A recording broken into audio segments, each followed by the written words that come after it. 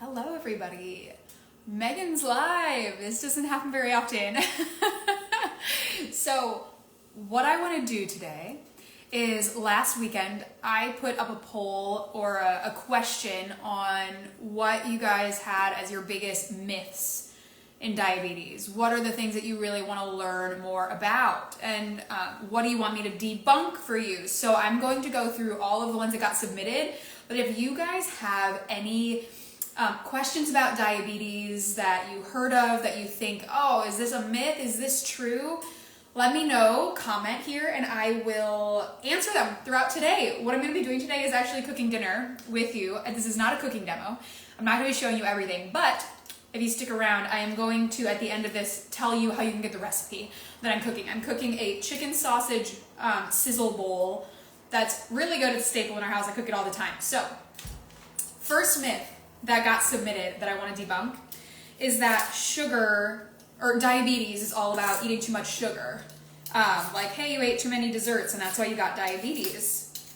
That is so far from true, right? We have so much research that goes into it that tells us that the main cause of diabetes type 2 is insulin resistance. However, we don't exactly know what causes insulin resistance either yet. We know we have some hunches. We have some really good research behind different causes of insulin resistance, but there is no one thing that causes type 2 diabetes. You didn't do it to yourself most likely, and that's just a big myth. I think that the shame and guilt and stereotype that goes along with type 2 diabetes is a crying shame because you didn't just sit there and eat desserts and that's how you got diabetes. So that's our first myth. The second myth was that you can't eat sweets. And if you've been following me for long, you know that that's not true. You don't have to give up sweets forever. What is more important than having a list of foods to eat and a list of foods that you can't eat is learning how to eat food. Right? So I don't teach my drop diabetes clients, hey, here's what you can eat and here's what you can't eat. I don't give them a food list and send them on their way with a quick win because that doesn't work. If your goal is to lower your A1C and keep it there, right, and actually lower your insulin resistance, reach diabetes remission, you are not going to survive off a food list, okay? So don't ask for food lists. You can ask for recipes. I'll give you this recipe, but don't ask for food lists because it's not helpful. You can eat sweets. How can we eat sweets? Lots of ways. One, we can eat sweets by balancing our food. I have to grab a knife.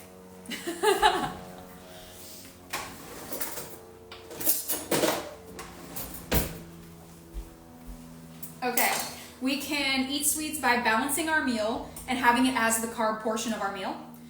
We can eat sweets by having them just in moderate amounts. We can have sweets by pairing them with good protein foods. We can eat sweets by going for a walk afterward. There's a lot of ways, and those are just a few. I actually have a masterclass on how to eat your favorite foods without spiking your blood sugar. Send me a DM if you want that and say you want the one on not spiking your blood sugar, eating your favorite foods, and I'll get that to you. Because it's not true, right?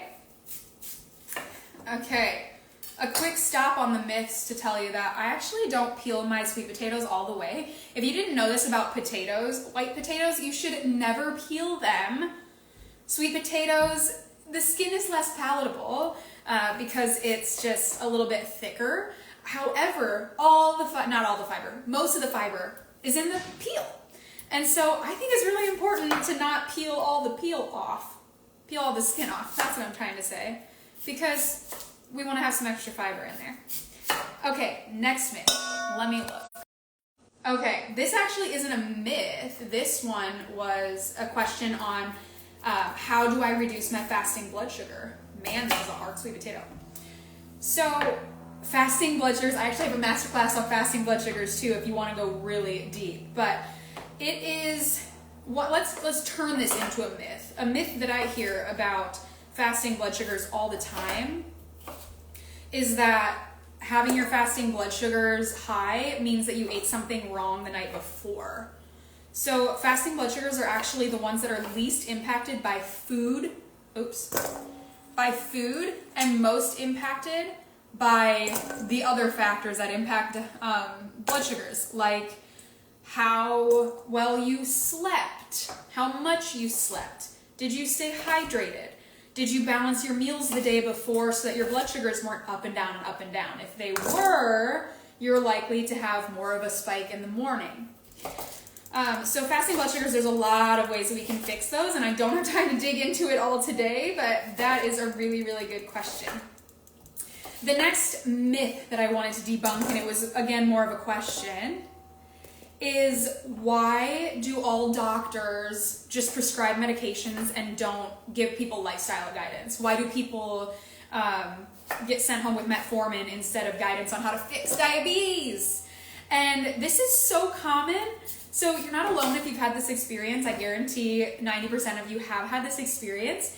And it's important to know that even though I always post stuff about, oh, I relate to you, your doctor just gave you metformin and didn't give you any guidance, I am not knocking the doctors though. Here's the reason why when you go to the doctor, you get a metformin and they don't give you much lifestyle advice, or they just say, hey, eat less carbs, when they didn't even ask you what you were eating in the first place, right? But it's okay. Doctors are a really, really important part of our healthcare team. And it's important not to get really discouraged because your doctor didn't give you guidance. The sad truth is that doctors have a lot to know about a lot of things. And nutrition, unfortunately, is not one of those things. So they may take 1 or 2 intro to nutrition courses in their career, and that's it. So if you go to your doctor and you're frustrated because they just gave you medication, it's because that's their job. Their job is to treat you with medication when they think it's helpful and necessary, medication is helpful and necessary sometimes. But what they don't know is deeper lifestyle support. They can give you very basic information, but that basic information probably will leave you with more questions than answers. And so don't get mad at your doctors, okay?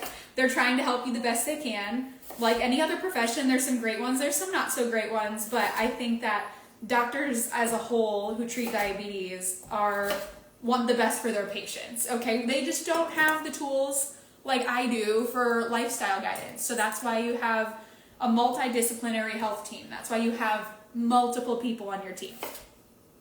Okay, on to the next one. I gotta pause. The next question was, can you ever come off of metformin? The myth that they asked about was, is it true that when you go on diabetes medications, you stay on them long term? That's a good question. So no, it's not true that you have to stay on diabetes medication forever. It is not true at all.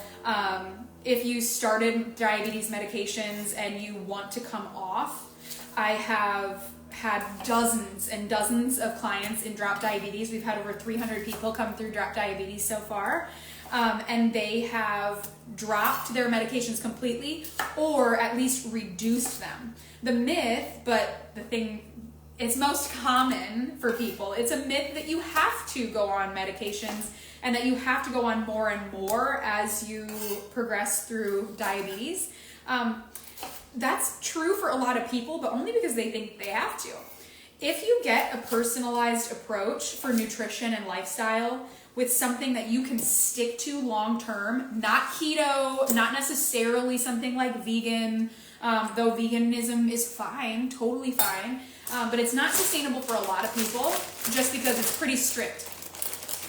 So finding a personalized approach and getting good guidance there is of the utmost importance if you're trying to succeed in not needing medications and not having more and more medications. All right, does anybody have a myth to debunk? Send me a comment. Let's see.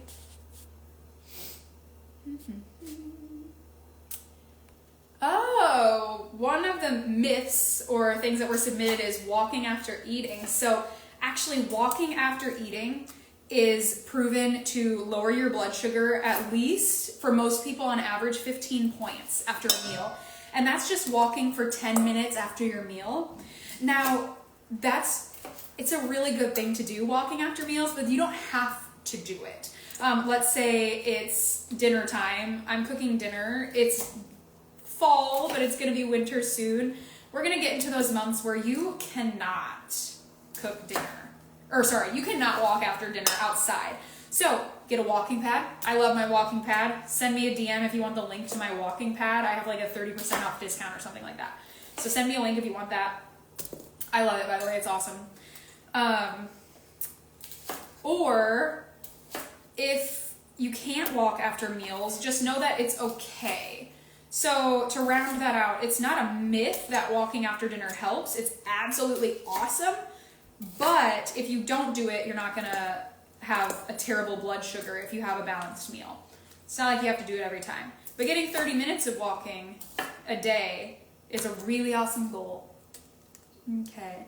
Yeah, I got a note for the walking pad. Yeah. Send me a direct message, or I'll try to remember getting back to that comment, because, yeah, I'm happy to share it. I think walking pads are wonderful. I have some of my clients have shared YouTube channels that they love that have walking videos, which I think is super cool. So take that as you will. I think it's cool to do some things like that in the winter when we have to get a little bit creative, right? Oops. Okay, so I'm gonna take a little segue. I'm gonna let some more myths come in, and then I have a couple that I can pull from the poll that I did a while ago. But quick segue into food. Okay, so, oh yeah, I have so many comments about the walking pad. Yes, absolutely. More hacks about eating sweets. Okay, I can share some of those. So I am making a chicken sausage sizzle bowl for dinner. I'll give you guys the recipe in a post tomorrow. That's where you're gonna find this. Oh, it's such a staple in our house. It is sweet potatoes and Brussels sprouts, chicken sausage. I prefer chicken sausage that is, choose a brand that's a little bit less processed than regular sausage. This one is Aidells. It's A-I-D-E-L-S or L-L-S, I think. I like Aidells. Chicken sausage is less processed, so it's better. That's a good general outcome. So I just toss these with olive oil.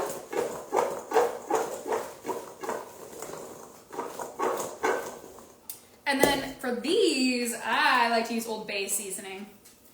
It's good. It calls for a tablespoon. It calls for a tablespoon of Old Bay seasoning. I'll be honest, I don't measure anything. I measure with my heart, unless it really matters. Okay, if it really matters.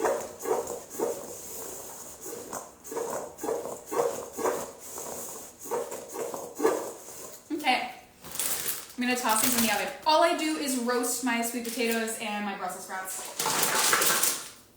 And if you missed it earlier, I love leaving some of the skin on my sweet potatoes because it's so loaded with fiber. You can leave all the skin on your sweet potatoes. I personally peel kind of half off because it's just more palatable that way. So these are going in the oven.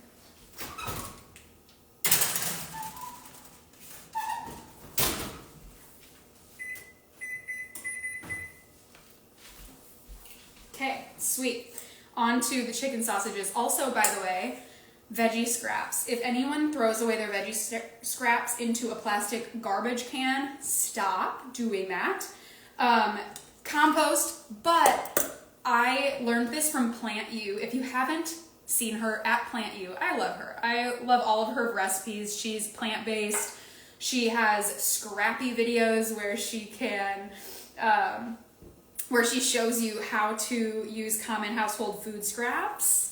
And one of the things I learned from her is that you can use all of your veggie scraps, just contain them, and then put them in a gallon Ziploc bag and leave them in the freezer. When your gallon Ziploc bag gets full, just make vegetable broth. You basically boil the veggie scraps for an hour and then you put it through like a cheesecloth to get all the awesome vitamins and minerals that you're losing out on with those veggie scraps. You get them.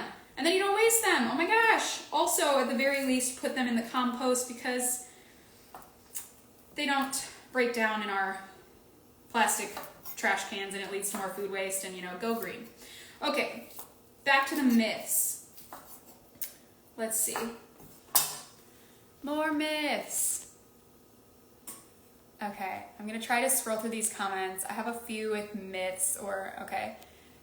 Oh, good question. Do sweet potatoes cause a sugar spike when roasted? So that's a really good question. When roasted versus when boiled versus, none of that matters. So if you're wondering, is it the cooking method? It's not the cooking method. It doesn't make a difference typically. But what does make a difference is, yes, sweet potatoes are a starchy food. They're a carb food, so they're going to raise blood sugar on their own. But the thing is, I want everyone to remember and just like take a step back and try to unlearn some things. Having a spike after a meal doesn't actually have a definition. So if we have, there's no definition of, 30 points equals a spike or 50 points equals a spike.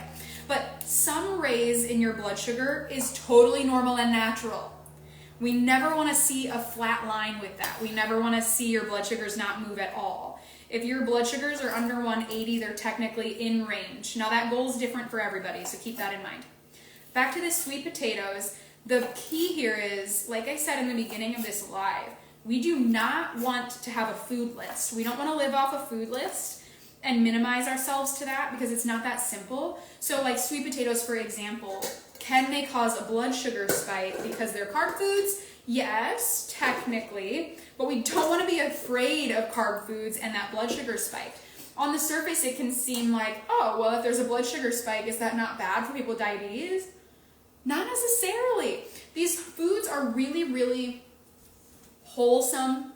They're really full of fiber. They're full of a lot of vitamins and minerals that you need to have for your metabolism to run properly. And diabetes is a metabolic condition, so we really want to have those awesome foods. What we need to do is balance them. So balance them in with some good protein. Balance them in with some non-starchy vegetables. I used Brussels sprouts today. I'm also using cauliflower rice, but I'll show you all that. So the power in balancing your food is just so important. So keep that in mind. All right, let me get more myths. Okay, diabetes impact on sleep. Let's angle you guys. This is my first time doing like a, hey, I'm cooking type of live, so bear with me. Okay, the first myth that I want to talk about is, does sleep impact diabetes? Yes, sleep does impact diabetes. So if you are someone with type 2 diabetes, you also have insulin resistance. Insulin resistance is impacted by a lot of different things. It's not just the food we eat and how much exercise we get. It's also impacted by hormone balance. And when we sleep, we are healing our body in many ways, but our body also balances and heals our hormone balance. I don't think that quite made sense. But our body balances our hormones during our sleep. So if we don't get enough sleep or we don't get good quality sleep, that can absolutely impact your hormones, such as insulin, cortisol, and that can make an impact specifically on those morning blood sugars, but on blood sugars in general. So that's super important to know that yes, it can absolutely impact it. And it's important to get enough sleep.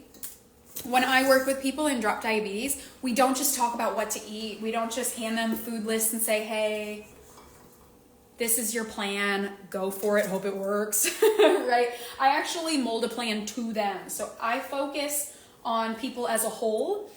We talk about nutrition and we talk about activity, but we also talk about sleep.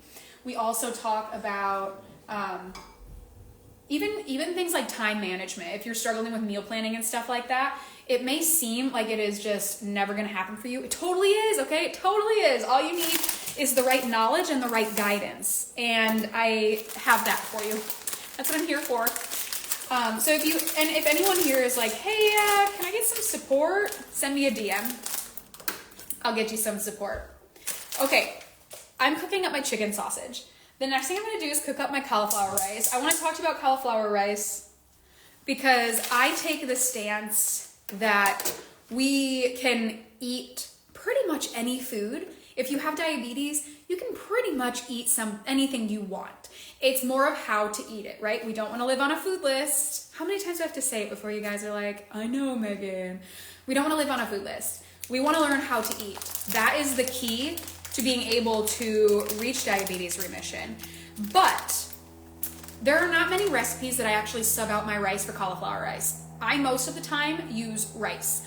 Something that you can do that is really awesome, and I do in my chicken fried rice recipe, is do half cauliflower rice, half regular old white rice. I think I use basmati, maybe you do jasmine. Both are awesome. So I personally do that, or I have regular rice, but this is the only recipe that I do that I actually sub it all for cauliflower rice. I love it in this dish. It's so tasty. The texture works. It works. But here's the way I make my cauliflower rice. I like to put just a little bit of broth. Technically, the original recipe called for beef broth, but I use whatever broth I have. Usually it's vegetable broth because I use my veggie scraps, like I told you earlier. But the beef broth does give it kind of a nicer, bolder flavor. But instead of using oil in the bottom, I turn my pan on. I put in about 2 tablespoons of broth, like I said. Measurement? Nah. But then I add in my cauliflower rice, and I just let it kind of steam there and soak up that broth. I also add seasoning salt. I have just a generic seasoning salt, but one that I like to use a lot is Lowry's. It's pretty popular. It's found at, I think every grocery store, at least in the US. So Lowry's is a really good option. I forgot that I'm using a double batch, so I'm putting in more broth. But yes, so cauliflower rice is really wonderful. So even if you were to add just half cauliflower rice and half rice, the texture is still really nice. You still get the nice rice texture, but you get a lot of more fiber through cauliflower and some less carbs because you're having less rice. That's a really big trick. Another way to eat rice, I'm gonna count this as a myth even though no one asked, is that we can't eat rice. People all the time, I can't eat rice, I can't eat fruit, I can't eat whatever. By now you know that we absolutely can eat it, but how do we eat it? That's important. Because we gotta stabilize blood sugar somehow when we're eating these wholesome carb foods. I lost my train of thought on that one. What was I talking about? It'll come back to me. Someone ask it if you want to know really bad. Okay, next myth. Can diabetes be reversed? I was asked about diabetes reversal. Is that even a thing? Can we reverse it? So, yes and no. Okay? Here's the more accurate term. Diabetes remission. That is the more accurate term. Reversing something sounds like we're getting rid of diabetes. And I hear that from a lot of people. I want to get rid of diabetes. That's my big goal. I don't want to have diabetes anymore. Now, we can absolutely manage diabetes and blood sugars to the point where we don't even have to worry about it anymore because everything is so under control and our lifestyle is so good that we're in remission. We can lower our A1C, we can be off of medication for an extended period of time, and that is considered diabetes remission. That is absolutely possible. I've seen it done. I've seen people, a couple of my clients who have also had fatty liver disease on top of diabetes. Kristen had diabetes, PCOS, high blood sugars,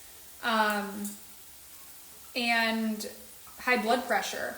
And she was able to get off all medications for all of them, working and drop diabetes. It was so incredible. I love my job. So it's absolutely possible to reach diabetes remission. Is it absolutely possible to reverse diabetes? Well, we have that underlying condition called insulin resistance. That's part of what is happening with type 2 diabetes. And that condition is something that most likely will never fully be reversed. Again, we can manage that insulin resistance down to such a good controlled level that we don't have to worry about it in the immediate future.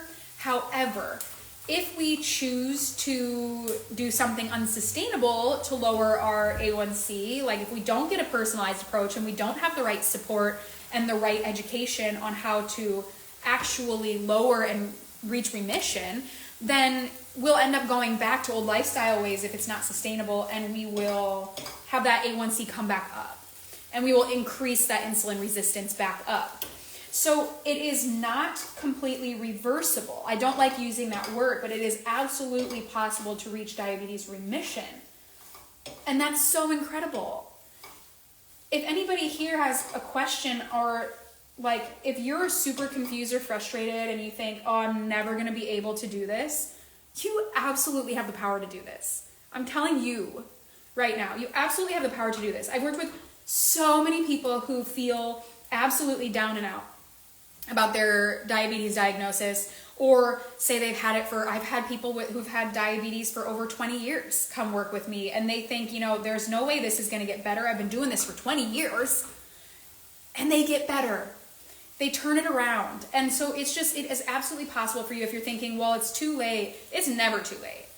It is never, ever too late to try to manage your diabetes better and try to reach diabetes remission, or at least reach your goal, whatever your goal is. If you're comfortable taking medications and remission completely isn't your goal, we can at least really get you to a point where you're feeling good.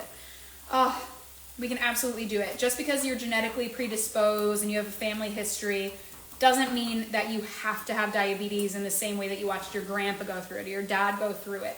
You can absolutely control this thing. You can control this thing. I just slurred my words.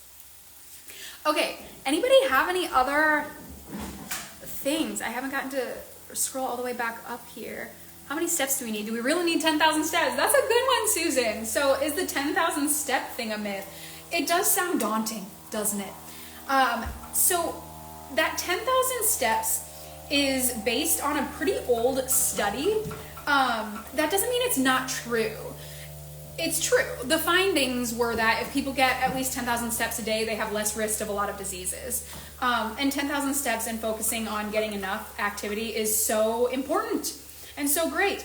But if you are feeling down and out about not really hitting your step goal for the day, we need to meet you where you're at.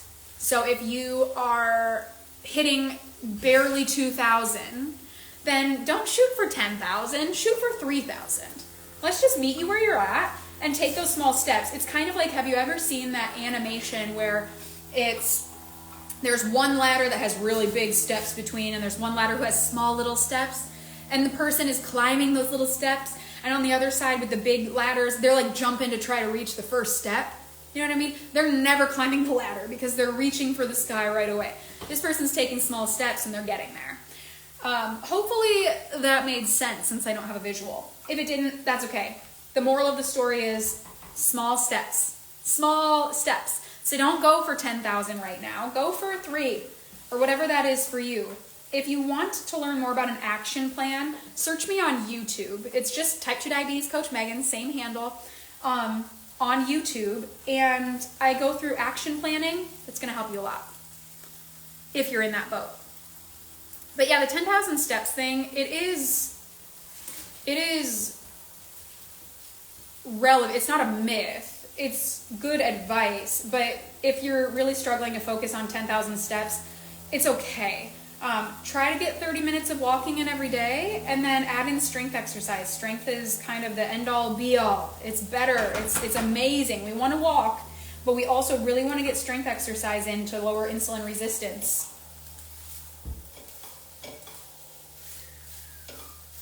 Being strong is better than being thin, right? Okay, I see a lot of walking pad. I will try to get you the link and go back through these comments, but go send me a DM right now if you want the walking pad link. Okay, this is a good one. My doctor said Ozempic is better than metformin. Nice question, Brenda.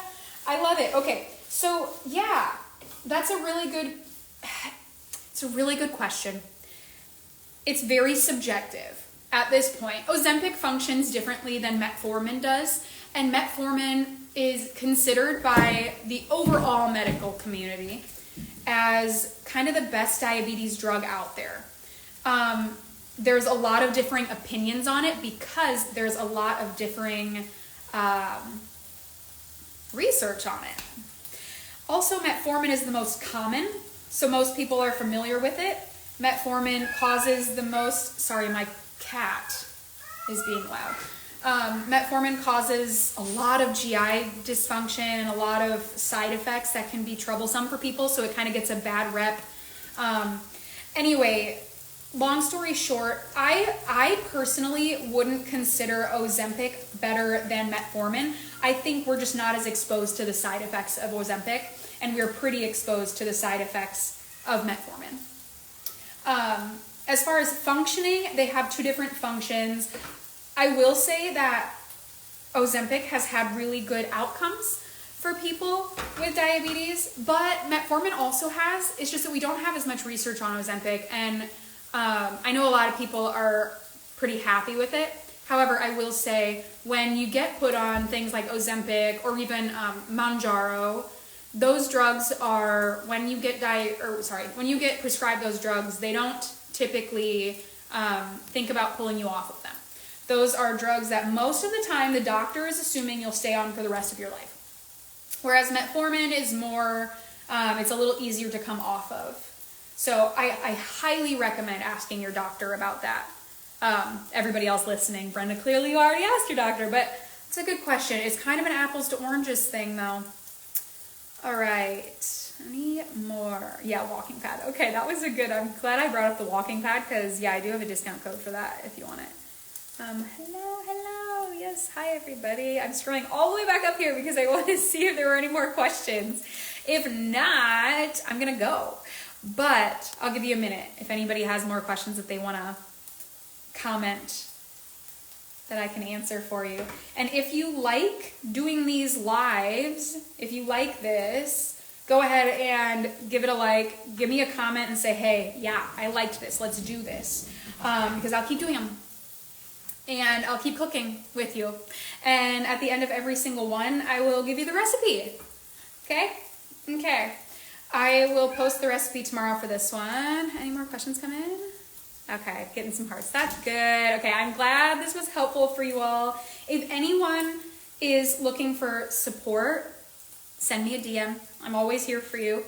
If anyone has any questions or if you have any topics specifically that you'd like me to talk about on these lives, go ahead and comment here or send me a DM and I will absolutely take those into account. I'm here to help you. I think that's it. All right. Have a good night, everybody.